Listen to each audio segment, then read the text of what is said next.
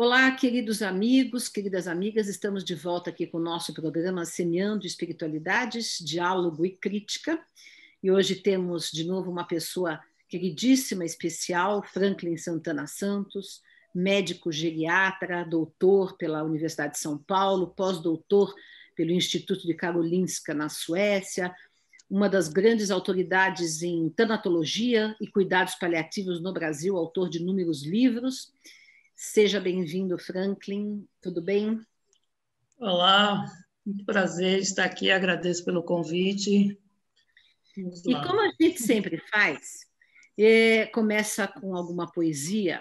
Como hoje nós vamos, um dos temas nossos será a morte, já que é tanatologia, cuidados paliativos, pandemia e todas essas questões que não podemos deixar de falar sobre elas, né? Eu quero começar com uma poesia minha aqui do meu livro A Hora de Dora, sobre a morte. E quando a morte vier? E quando a morte vier me abrir os olhos e me embalar para novo nascimento, quero estar perto de um ipê e de um bem-te-vi, cantando amarelo de contentamento, minha entrada triunfal na eternidade. Quero estar sentada à beira de um jasmim, com mãos entrelaçadas com quem amo, fixando o coração aqui e além, transferindo-me apenas de jardim. Pisar de mansinho a soleira do invisível, serena como um pássaro ligeiro, e apalpar o intocável e o indizível, preenchendo-me de amor inteiro. De braços abertos para mim estarão amados de outras eras, e consciência refeita e bem vivida, volitarei entre vivas primaveras. Então, começamos aqui com esse poema otimista da morte. É claro que alguém que acredita na imortalidade da alma, né? Vamos começar por aí, né? Por que é importante? Há muitos anos atrás, em 2007, o Franklin começou, e eu estava junto com ele, um curso de tanatologia na Universidade de São Paulo. Aliás, nós falamos sobre esse curso outro dia aqui com a Cláudia Gelenter, que era sobre tanatologia, educação para a morte, né? Por que é importante nos educarmos para a morte? O que é educarmos para a morte, Franklin? Bom, a poesia é bonita, realmente, de certa forma, traz um pouco de romantismo, né? A gente tende a romantizar um pouco a morte, já que a morte é uma dura realidade, muitas vezes negada na nossa sociedade. Então, ou a gente vai para a evitação, ou então a gente tenta amenizar, de certa forma, trazer um pouco de suavidade para um tema que, de fato, é muito difícil de ser tratado, de ser olhado, né? Normalmente a sociedade encara a morte como um assunto ainda tabu. Por incrível que pareça, nós estamos em pleno século XXI, se fala sobre tudo, discute sobre tudo, exceto morte. Morte não é geralmente um assunto de pauta, nem de jornais, revistas, dos meios midiáticos, da sociedade como um todo, porque nós preferimos não encarar esse fenômeno da natureza, né? Porque nos traz uma série de incertezas até então, e por trazer tantas incertezas, tantas dúvidas, né, permeada aí por várias das escolas, se a gente pode dizer, a escola religiosa, a filosófica, a científica, que não consegue chegar num consenso de unanimidade entre elas três, né? A filosofia especula, a ciência diz que talvez ou não existe nada depois desse fim orgânico. A religião diz que sim, que existe ainda alguma coisa aí. Inclusive, ontem nós tivemos um evento, a questão da Páscoa, né, sobre essa questão, exatamente falando da sobrevivência, ou a possibilidade da sobrevivência de algo que a gente ainda está discutindo, o que é, se é consciência, se é espírito, se é algo, a gente não sabe bem disso. Então, assim, como a morte está pautada, está na mesa, digamos assim, todo mundo vai ter que enfrentar esse processo, gostando ou não, querendo ou não, né? Então, se é um evento que todo mundo vai ter que enfrentar necessariamente, e ninguém sabe quando é que vai ser, né? Não existe pré-condição para a gente enfrentar a nossa morte. Aí você, mas eu estou saudável. Mas a morte não tem esse pré-requisito de estar saudável.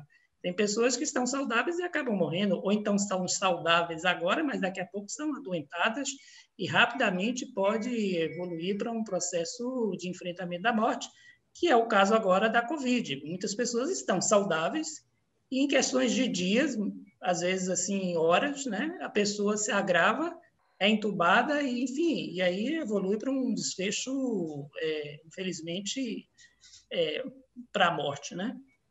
É como Então, se dizia o ditado popular, né? Para morrer basta estar vivo, né?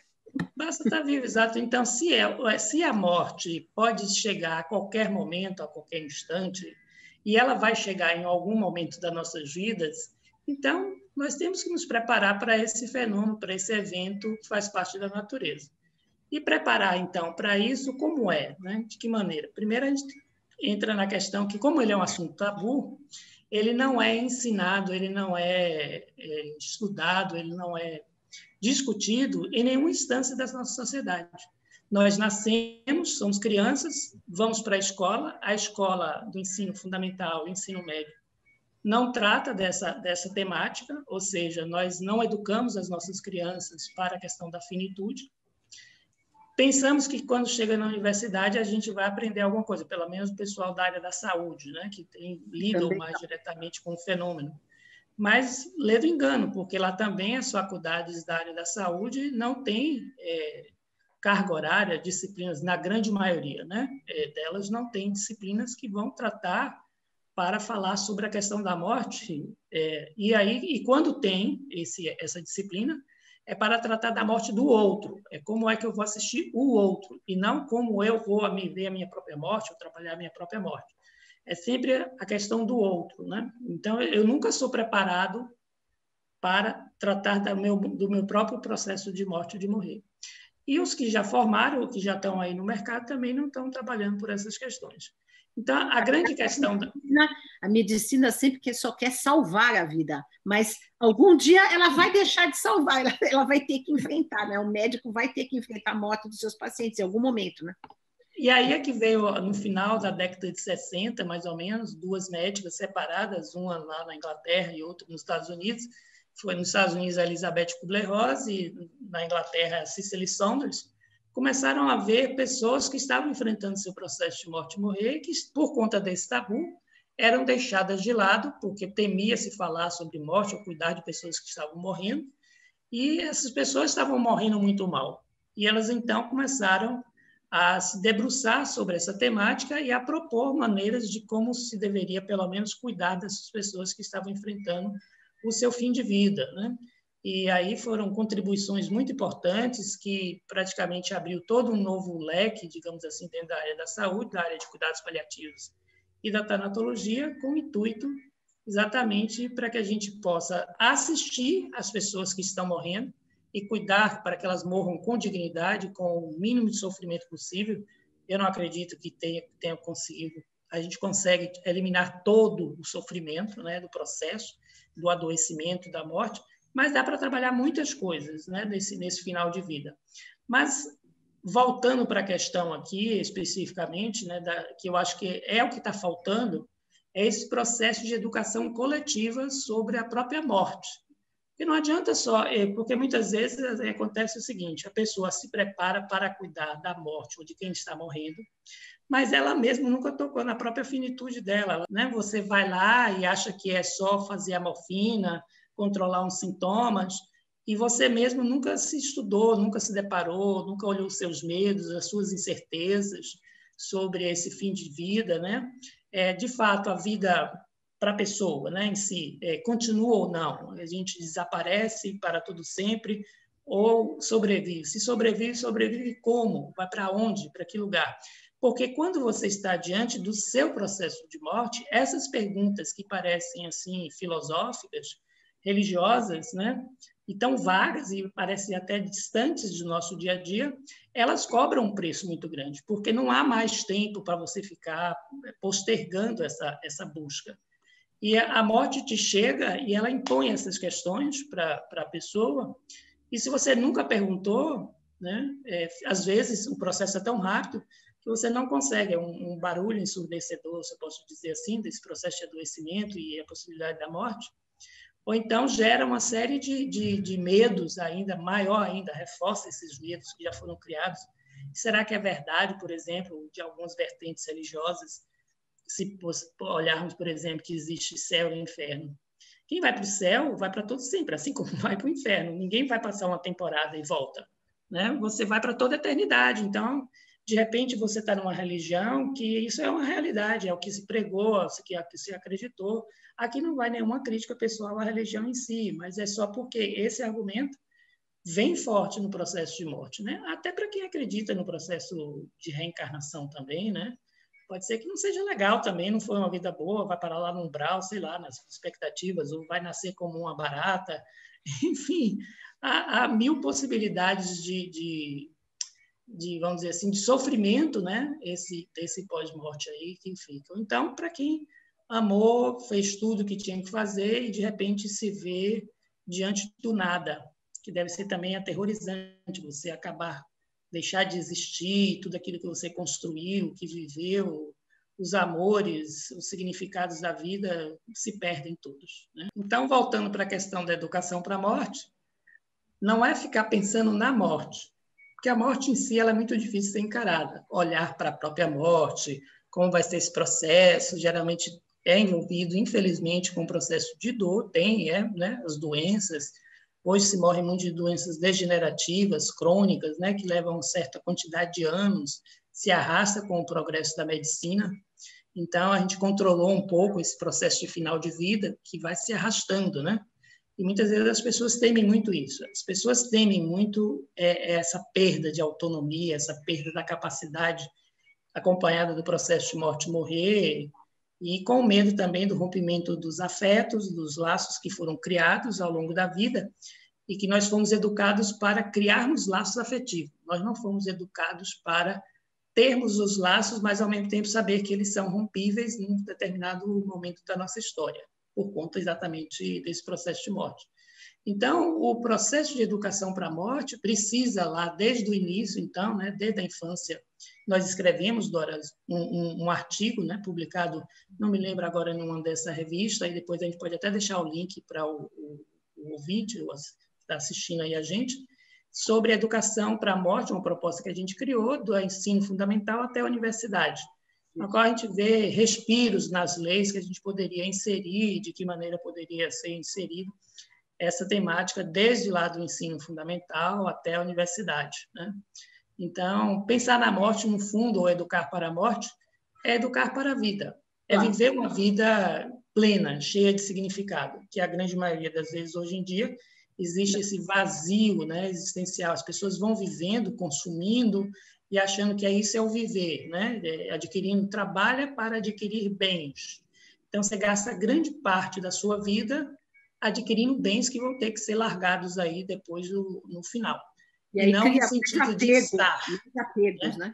E aí cria-se mais apegos, né? Criam-se mais apegos.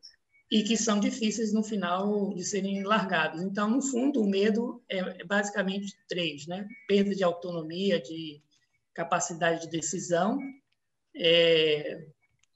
Nós temos também a questão do medo desse pós-morte, de como é que vai ser, né?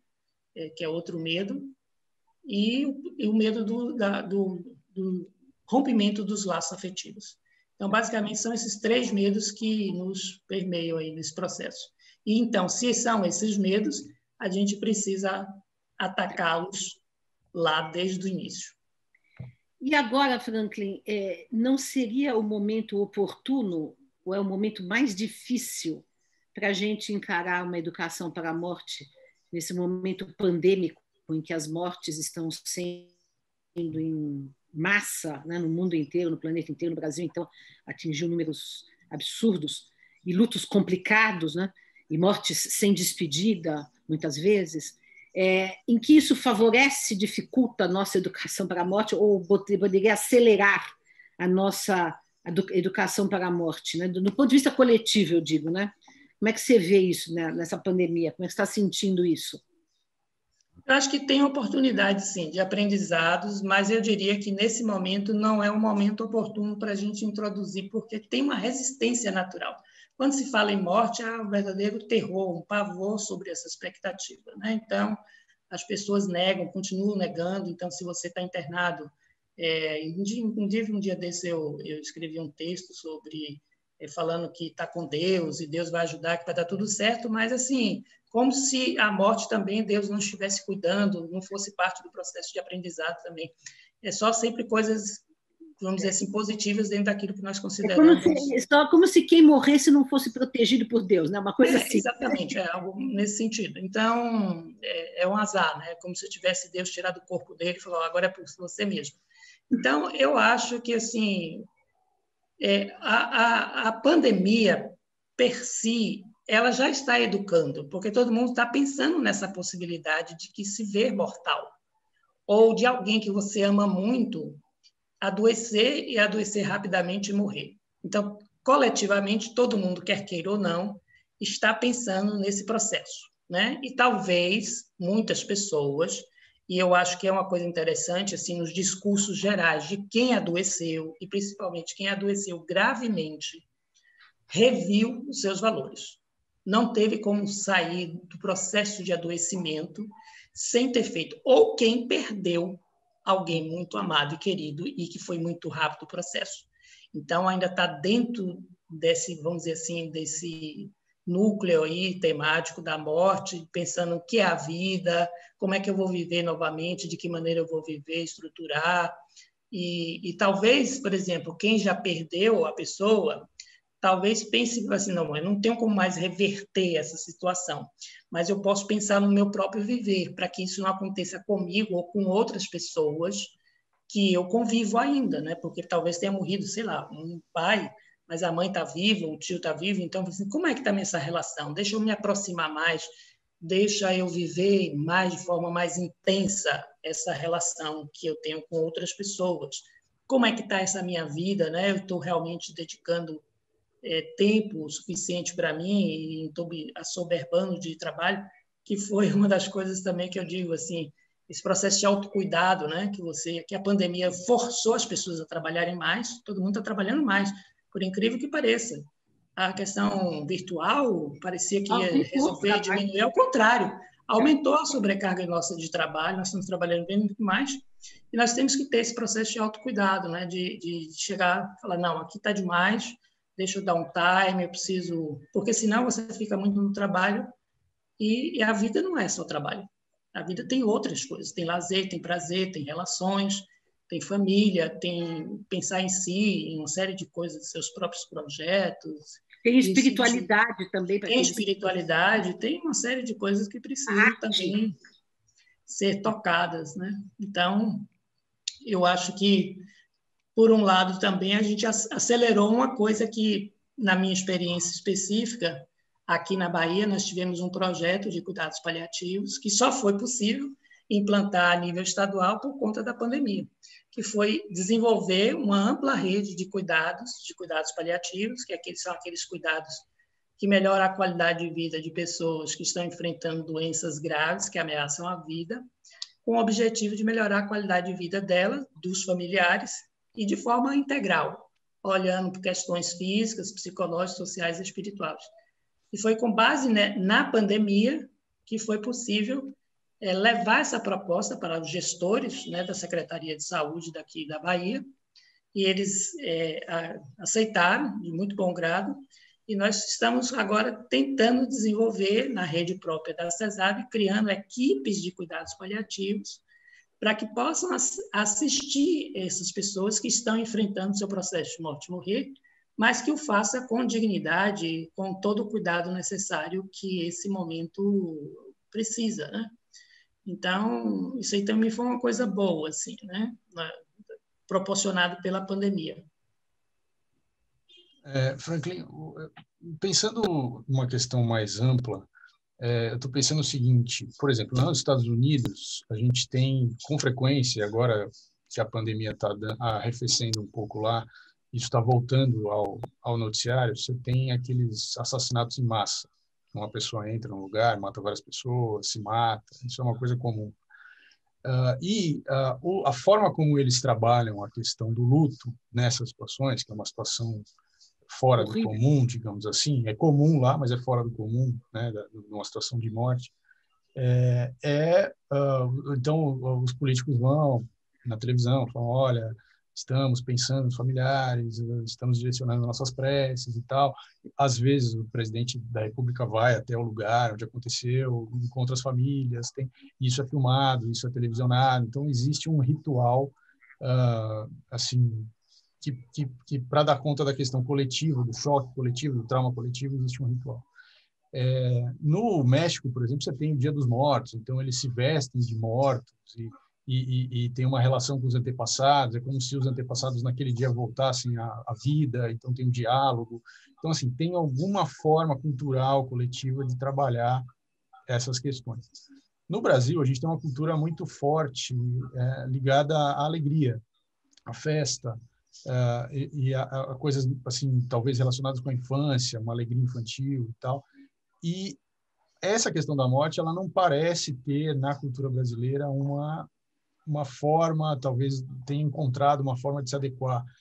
A gente tem uma busca, isso é também uma característica da cultura brasileira, uma busca por inúmeras denominações religiosas ao mesmo tempo, como na busca de uma salvação, na busca de um alento, mas essa coisa mais simbólica da relação com a morte, não sei.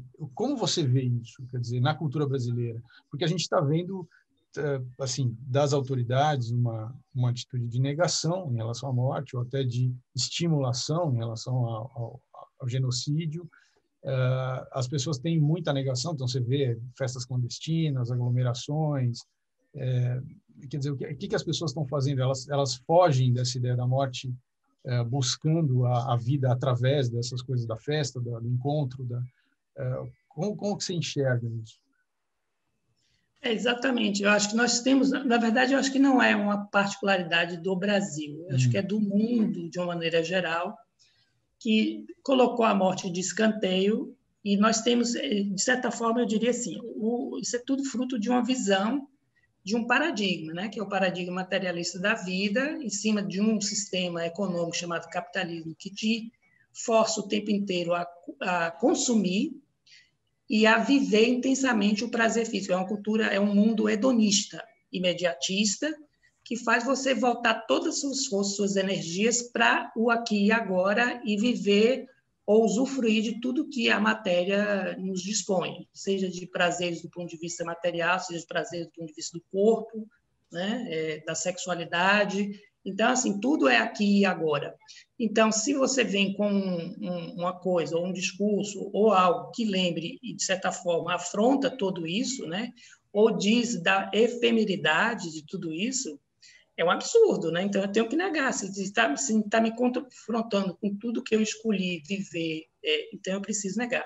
Agora, você tocou numa coisa muito importante em relação, especialmente à pandemia agora, porque se nós, nos tempos, digamos assim, normais, nós tínhamos mecanismos melhores de lidar com o processo de luto, né? Porque ao contato, ao abraço, à presença, isso pode ser diluído um pouco, essa dor, né? Agora não, nós fomos, vamos dizer assim, cortados dessa possibilidade de estarmos junto desse final de vida. Então, por exemplo, um paciente, ele pode chegar agora, adoecer e ficar 15 dias, 20 dias, e eu via, por exemplo, sei lá, meu pai ou minha mãe, só quando ele entrou no hospital, depois eu não vi mais. Eu via ele respirando, ele falava, e nem todos os hospitais têm equipes ou instrumentários suficientes, tem que ter tablet, tem que ter Zoom, tem que ter para fazer a comunicação virtual com essa família, as informações muitas vezes são truncadas, são boletins muito esparsos, às vezes com informações técnicas, que não permite ver de forma como é que está realmente aquela pessoa. E, às vezes, a última vez que eu vi foi quando eu deixei no hospital, e depois eu vou ver o caixão, e no início da pandemia, os corpos estavam sendo lacrados em sacos plásticos pretos, não tinha visores, os caixões, ou seja, eu não via. Será que realmente é meu pai que está ali morto? Como é que eu vou enterrar uma pessoa que eu não vi? Eu vi viva entrando no hospital e eu não vi no caixão, eu não vi no corpo, porque às vezes chamam uma pessoa da família para ir no morgue, né, no necrotério do hospital, e identificar o corpo, porque precisa identificar o corpo. Mas foi uma pessoa. Se eu não fui essa pessoa que foi lá ver, eu certamente vou ter mais dificuldade na elaboração do meu processo de luto. Então, esse luto que a gente está vivendo de forma coletiva, com esse tanto de morte, né, que nos impacta no dia a dia, e geralmente todo mundo, de alguma forma, foi tocado, é algum conhecido, raro alguém que não teve ninguém assim que não morreu, ou um amigo distante, ou um parente, morreu, fomos tocados de forma... Nós já vamos aí para quase 320 mil mortes, né? Uma quantidade muito grande, se a gente for olhar. Então, pense que para cada enlutado, para cada morte, nós temos aí de 5 até 10 pessoas. Significa de 3 milhões, quer dizer, 1,5 milhão até 3 milhões de pessoas enlutadas diretamente agora, impactadas pelas mortes diretas que aconteceram. Fora esse sentimento todo da nação, né? Então, o Brasil tem, apesar da gente ter um dia, né, focado só na questão das mortes, é o dia 2 de fevereiro, ou 2 de novembro, mas nós não temos uma cultura que fale sobre as questões da morte, do morrer, exatamente talvez por esse processo se identifica muito bem, né? Quer dizer, o povo brasileiro é um povo alegre, quer falar de vida, carnaval, aproveitar essa vida o tempo máximo possível. A morte parece que vai contradizer o nosso próprio estilo, ou nossa própria maneira de ser brasileiro. Não entra a morte, entra carnaval. Quando teve a gripe espanhola, tem muitos relatos do carnaval que aconteceu na sequência, que foi assim uma loucura total. As pessoas estavam precisando exprimir, assim, expressar a vida, porque foi muito pesado, né? E foi realmente uma coisa fora do comum, assim. Mas é isso, quer dizer, você precisa, é uma coisa de compensar, né? É uma coisa para compensar a outra, mas isso também pode ser problemático. Você para de olhar para uma coisa que precisa ser olhada. Isso torna insensível, né? E às vezes você torna insensível e você entra numa espécie mesmo assim de loucura. De alienação mental, né? Isso, você acha que você não é mais mortal. Ou então você dane-se, se morrer, acabou tudo e pronto. Não estou ligando mais para isso. A morte parece que faz assim, como diz o presidente, como é que ele falou? Todo mundo morre, alguma coisa assim, a morte faz parte da vida. Bom, continua, a vida continua, né? Então, assim, ó, morreu, acabou, segue a vida. Mas não é desse jeito, a gente não sabe que não é assim, né? Essa atitude é quando nada nos afetou. A partir do momento em que nós adoecemos e que nós vemos a proximidade da morte, esse discurso, assim, negacionista muda. Exato. Franklin, você passou pelo Covid, né? Você é uma pessoa que sobreviveu ao Covid. Há vários outros encontros que você já teve com Thanatos na vida. Você também agora encontrou com Thanatos na Covid e passou por isso. E você já era uma pessoa que há muito tempo reflete sobre a questão da morte, escreveu vários livros, artigos, cursos, etc, etc, etc. Essa experiência da Covid mudou alguma coisa a mais, acrescentou, aprofundou alguma coisa a mais? O que você tem a comentar para as pessoas que estão passando também por isso? Bom, quando eu adoeci, é certo que assim, a questão biológica é forte. Não vou dizer que você não temeu a morte. Todo mundo teme a possibilidade, mas é um temor aí, depende do background seu, das suas crenças, dos seus valores pessoais. A minha preocupação maior na época que eu adoeci, fui para a UTI e tudo, mas não precisei de intubação, consegui segurar com máscara, e da máscara voltei para a cateta e depois voltei para o quarto. Então, não tive a experiência de... A primeira questão que me passou era quem é que ia me cuidar. Suponhamos que eu evoluísse de forma diversa e eu queria que uma equipe de cuidados paliativos me cuidasse, né? Para que eu diminuísse esse meu sofrimento, enfim, cuidasse da minha família. Felizmente, a maioria dos hospitais não tem essas equipes e eu saberia que isso seria doloroso. Agora, o que me marcou de novo, assim, que me trouxe da experiência, foi, vamos dizer assim, como é que eu posso traduzir? É uma experiência assim. Franklin, se você morrer, a vida continua. Você não é insubstituível, né? Assim, a vida vai seguir. Vão encontrar alguém lá para botar você na CESAB, né? No meu caso, assim, daqui a pouco você vira uma fotografia na sua casa, porque é verdade, né? daqui a 10 anos, 15 anos, quem é essa fotografia? Ah, esse aqui era tio Franklin, porque como não tem o filho, né? Então, assim, era tio Franklin, um tio aí da gente que era médico e tal. Daqui a 2 gerações já não tem mais. Quem era esse? Sabe, Deus, quem era esse aí? Então, assim, mas é verdade, o tempo vai passando e vai mostrando, de certa forma, uma insignificância nossa, a despeito da vida, de nós termos um valor intrínseco, mensurável, né? Da nossa singularidade e da nossa contribuição que a gente tem perante a vida, aqui como vida em um mecanismo complexo, né? Nós somos insignificantes, nós não somos substituídos. Vai passando, outras pessoas vão fazer, daqui a pouco a vida segue, as próprias pessoas amadas nossas, né? Vai seguir, né? Vai estar enlutecidas, vão ficar tristes, vão passar pelo processo de sofrimento, do luto, mas vão elaborar esse luto e a vida continua. Então, assim, nesse momento em que eu pensei nisso, eu pensei assim, eu preciso reforçar muito, que é a proposta lá da educação para a morte, porque às vezes a gente vai falando, mas a gente não vai vivenciando tudo que a gente deveria vivenciar. Então eu falei, não, eu preciso pôr mais valor nas minhas ações, selecionar mais meu tempo, dedicar mais meu tempo às coisas que trazem sentido e significado. Eu não tenho mais tempo a perder, né? Porque se a morte vem e chega, e ela quase chegou, literalmente, né? Então, assim, o que é que estava faltando eu completar do ponto de vista? Quer dizer, se a morte vem, ela me pega de calças totalmente curtas, como se diz, né? Ou eu tenho ainda já feito alguma coisinha, tá, assim, bom, eu fiz alguma coisinha do ponto de vista não externo, fiz alguma coisinha do ponto de vista evolução minha, né? Acreditando numa vida pós-morte, de que eu vou sair melhor do que eu entrei, né? Essa que é a grande questão de quem tem uma proposta pós-vida, né? Que você saia melhor daquilo que você entrou, aprendeu alguma coisa, fez alguma coisa. Então, isso foi, assim, muito impactante. E eu resolvi, que já vinha fazendo, né? Me dedicando cada vez mais a essas coisas que fazem sentido para o meu viver, e agora, absurdamente, assim, mas evito muitas. Por exemplo, uma das coisas que eu evito é lives, mas essa aqui eu fiz uma exceção.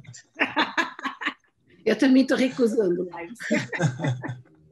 Ainda bem que para mim você fez exceção. Né? Mas, voltando aí um pouco na questão, agora, então, dentro desse seu sentido existencial, você tem um grande projeto agora, que eu queria que você contasse um pouco, que você já estava antes da pandemia com esse projeto, mas agora, então, você está investindo o seu tempo, toda a sua energia. Fala um pouco sobre esse projeto. O que é? Observatório do Ser. O que é isso? Bom, na verdade, eu sempre quis trabalhar com a questão de sentido espiritual do processo do adoecimento. Há várias pessoas tocando sobre isso, falando, né? Nós temos lá a doença como símbolo, daquele autor alemão, esqueci o nome dele, é um nomezinho complicadinho, mas o nome dele é A Morte como Símbolo. Ele tem vários outros livros, né? Doença como uma proposta. E eu entendo como um viés de educador que sou, a doença como uma proposta educacional. Estou para escrever esse livro há décadas, mas ainda vai sair. É verdade. A doença como uma proposta educacional, porque eu entendo que se a gente olha a vida de uma perspectiva espiritual, só tem sentido, às vezes também até mesmo que não material, dá para você encaixar algumas coisas, né? Então, assim, se a doença, o processo de adoecimento vai nos trazer conquistas espirituais, e eu acho que aí é que é o olhar diferente, né?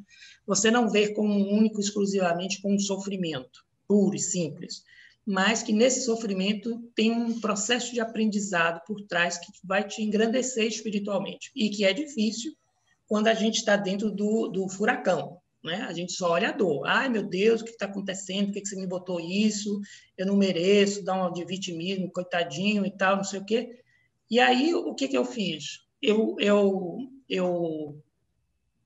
passei um período lá no Capão, numa pousada super assim, zen, que me inspirou demais em ter um espaço no qual as pessoas pudessem ficar sem a preocupação outra, que não pensar nessa relação do processo do adoecimento dela. Por que eu adoeci? Por que eu adoeci de câncer e não do coração? o que essa doença quer me ensinar, de que maneira eu posso me curar, ainda que eu não possa me curar fisicamente, porque a doença talvez já esteja avançada muito, já tenha deteriorado o meu corpo, mas eu posso me curar em outros níveis, eu posso me curar emocionalmente, eu posso me curar espiritualmente, eu posso crescer espiritualmente com esse processo de adoecimento. Então, esse é o espaço que nós criamos, é um espaço que eu digo, é filantrópico, então é 0800, né, como se diz na gíria, não se paga nada lá. As pessoas vão para ficar... eu não gosto da palavra internada, não, porque, na verdade, não é internada. Elas vão ficar lá, uma estadia, né? Elas vão ficar lá durante um certo período e vai ter comida ovo-lacta vegetariana, espaços para andar na mata, ter contato com a natureza, porque já se mostrou, inclusive, tem muitos trabalhos, começou no Japão, banho de floresta, que eles chamam, né? Tem um nomezinho técnico específico, e mostrou diminuição de cortisol, com hormônio de estresse, aumento da imunidade, diminuição de pressão arterial, quer dizer, tem uma série de benefícios para a saúde. E eu entendo que quem está dentro de um processo de adoecimento geralmente está estressado, está envolvido em uma série de coisas assim, até do ponto de vista material mesmo, físico falando, não só mentalmente ou espiritualmente, essas pessoas podem acabar se beneficiando, digamos, dessa estadia nesse processo. Nós vamos fazer provavelmente... é uma área de 230 mil metros quadrados de mata, né? Fala onde fica, né? Fica lá em Barra do Pojuca, no município de Camaçari, no litoral norte de Salvador, né? 10 quilômetros da praia, digamos assim. E lá a gente está agora desmatando uma área que, infelizmente, a gente precisa desmatar, mas é o mínimo possível para que a gente possa construir a sede, vai ter pomar, horta, e a ideia é que as pessoas lá não vai ter, então assim, a pessoa primeiro, inicialmente a gente vai fazer um projeto só com pacientes oncológicos e que estejam com autocuidado preservado, porque a gente não tem estrutura de pessoas para cuidar de alguém muito adoentado, né? Não vai ter enfermeiro, técnico para fazer medicação, essas coisas todas, não. Pessoa, entre um intervalo de uma químio, por exemplo, e outra, ela pode ir lá. E a ideia é exatamente que ela fique nesse período e ela se envolva dentro desse processo de coletividade também. Então, por exemplo, vamos todos, um dia, escolhe quem vai preparar aquele almoço para todos, né? Porque é uma forma de dar alguma coisa. Então, nós vamos trabalhar muito assim, o estímulo das virtudes. Porque Eduardo Bach, e eu acredito muito nos florais de Bach, no sentido da essência do pensamento de Bach. Bach entendia que a doença era uma espécie de afastamento das leis éticas do universo. E, por isso, o adoecimento. E eu tendo a concordar muito com ele nesse sentido, né? Esse afastamento gera campos energéticos, né, de adoecimentos, inicialmente espiritual, psíquico, e que se manifesta no corpo físico. E ele entendia que uma forma de curar era exatamente colocar uma ação contrária no processo de adoecimento, que no caso aí, se é afastamento das leis, é a vivência das leis éticas. Então, essas leis éticas o altruísmo, a generosidade, o amor ao próximo. Então, o processo do Observatório do Ser, ele é pensado para que as pessoas possam vivenciar essas virtudes ou estimulá-las a viver essas virtudes dentro daqueles dias que elas ali estão, né? Então, criar esse senso de coletividade, de respeito à natureza, aos bichos, a uma comida mais ecologicamente sustentável, né? Em respeito a tudo, à vida como um todo no planeta. E claro que aí vai ter espaços dentro lá, com jardins da própria espiritualidade de cada um, da religiosidade, né? Então, teremos jardins, se eu posso dizer assim, interreligiosos, vai ter da Umbanda, do Candomblé, do Católico, cada um tem seu espaço, né? Ou a natureza, quem não tiver nenhuma religião especificamente, para que a pessoa possa se conectar com o espiritual. Na verdade, eu não quero que as pessoas se liguem com a religião delas, mas como elas são religiosas, é através da religião para que elas conectem a própria espiritualidade delas, que precisa ser desabrochada, no sentido de transformar a pessoa que é paciente, ela se transforma na própria médico ou médica dela mesma, né? De certa forma, é um resgate filosófico também de Sócrates, né? Do cura-te a ti mesmo, que estava lá, observa-te a ti mesmo, que é o observatório do ser. Então, cura-te a ti mesmo também. Se você é capaz de olhar para dentro de si e ver o que foi que gerou, o que predispôs, ou o que está predispondo você ao processo de adoecimento, então é interessante que você também seja o seu próprio médico. Então, lá não terá guias, mentores, professores, não tem ninguém. É você com você. E é importante dizer também, nesse caso, que eu sei que você pensa assim também, duas coisas. Que, primeiro, você já disse um pouco, que curar não significa evitar a morte, né? Porque você pode curar as feridas da alma, mas pode morrer mesmo assim, você vai morrer mesmo assim, né? E segundo, que encarar a doença como um afastamento, como não ajustamento às leis éticas, não significa encarar a doença como algo punitivo, né? Porque é péssimo, né? Mas sim como uma oportunidade de aprendizado, né? Que eu acho que é isso, né? Por exemplo, como você mesmo falou do Covid aí, quer dizer, a gente aprende sempre com as situações e aí aprende a revalorizar determinados aspectos, enfim, né? Porque também a gente tem que evitar esse pensamento punitivista que é muito comum em todas as religiões, né? E isso é contraproducente, inclusive, né? Exatamente, porque a doença ela não vem de fora.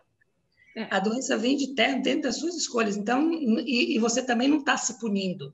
Eu vou gerar uma doença para me punir porque eu não fiz. Não. É um processo automático, digamos assim, da maneira das escolhas da vida que nós vamos fazendo, porque vai gerando ações e nós vamos colhendo o resultado dessas ações. Então, na medida em que eu vou observando que determinadas ações ou determinada forma de pensar, de agir do meu ser, me leva a processos de adoecimento, e não precisa ser de uma vida para outra, não. Porque muitas vezes a pessoa fala assim, só tem que estar na outra vida. Não, por exemplo, vamos supor, eu escolhi fumar. Pronto. É nessa vida mesmo. Eu já vou adoecer agora nessa vida. Tem vida passada. O pulmão não aguenta. Eu fumei, então eu estou me predispondo, quer dizer, quando eu fumo, eu coloco um agente dentro de mim, antivida, né? Porque vai deteriorar a minha saúde, não vai trazer nada de bom para mim aqui nesse sentido. Então, eu vou me predispor mais a doenças cardíacas, pulmonares, a câncer, uma série de patologias, e que eu vou adoecer por conta de uma atitude que eu tomei, né? Então, por que eu usei o cigarro? Por que eu estou infringindo essa lei natural, me colocando, de certa forma, até como um suicídio indireto? Porque eu observo que o cigarro é um suicídio indireto, né? Assim, por que eu estou nessa rebeldia ou nessa agitação que coloco dessa forma? Então, de fato, a gente não pode pensar que vem de fora. Deus que está me punindo, Deus que colocou essa doença, os espíritos, os santos, seja lá quem for, a maneira da gente ver. Mas não, é resultado das minhas escolhas, né? Das minhas escolhas, aí às vezes a pessoa fala assim, moxa, mas você é franca, você é médico. Você está falando que eu gerei um câncer em mim mesmo? Gerou. Infelizmente é difícil de dizer, de aceitar, mas olhando aqui na perspectiva da vida, né? Eu estou olhando em um outro paradigma. Se eu olhar do paradigma materialista, não, eu tomei, sei lá, muita Coca-Cola, que tinha um corante, e gerou uma predisposição, ou eu fumei, e aí por isso eu gerei o câncer, apareceu o câncer, eu tinha predisposições genéticas. Mais uma coisa que eu acho que vale a pena a gente citar também é a biologia da crença de Bruce Lipton, que é um biologista americano, e ele fala muito dessa questão do ponto de vista científico, só para a gente não achar que a gente está no achismo, assim, está na coisa assim, zen, sabe aquela coisa nas viagens assim, fumou o quê, Franklin, para estar falando isso? Não, tem um fundo, né? Tem pesquisas já orientando nesse sentido, e delas, as mais promissoras, foi exatamente esse biólogo americano que vai dizer que nós somos mestres dos nossos genes, e não os genes que são os nossos mestres. Porque, no fundo, o princípio espiritual, e aí vale para qualquer religião, é que é o mentor desse corpo orgânico. Quer dizer, ele obedece ao o chefe, que é o espírito, digamos assim, ou a consciência imortal, como queira, né? É essa consciência que delega as funções, e se a consciência está desequilibrada, naturalmente essas células, que também são inteligentes, obedecem a esse espírito em desequilíbrio e acabam fazendo coisas de processo de adoecimento. Inclusive, ele traz uma informação interessante, que todo mundo pensava que, vamos dizer assim, o cérebro da célula era o DNA, e ele diz que não. O cérebro da célula é a membrana que está o cérebro. E ela que escolhe o que entra, o que não entra, o que faz da célula. Né? Bem, de certa forma, é revolucionário isso também. Né? E que essa célula, ela é obediente, ou ela, de certa forma, ela se presta a mudanças de acordo com o pensamento que nós desenvolvemos. Aí a gente pode ir para uma ideia mais materialista da vida, como ir para um processo mais espiritualista, dizendo que o pensamento tem uma força muito grande, né? E na ajuda, inclusive, desse reequilíbrio. E pode ser que nós desenvolvamos, né, algum tipo de conhecimento até então que a gente não tem, e que a medicina do futuro seja muito assim, mental, né? Em que as pessoas elas se programem, né? Digamos assim, ou elas revertam em parte danos que muitas vezes podem ser revertidos nesse processo físico. E seria uma belezura, né? E seria a alta tecnologia de tudo, né? Você ser o seu próprio médico. Eu gostaria que a medicina fosse menos invasiva, menos de tirar pedaço. Nossa, eu não curto muito essa medicina. Eu sou muito Star Trek, e o Dr. McCoy falava que a nossa medicina do século XX, ele falava do século XX, né? Era uma coisa medieval, que eu também acho. Eu quero uma medicina mais mental. Nós já estamos chegando no final, né?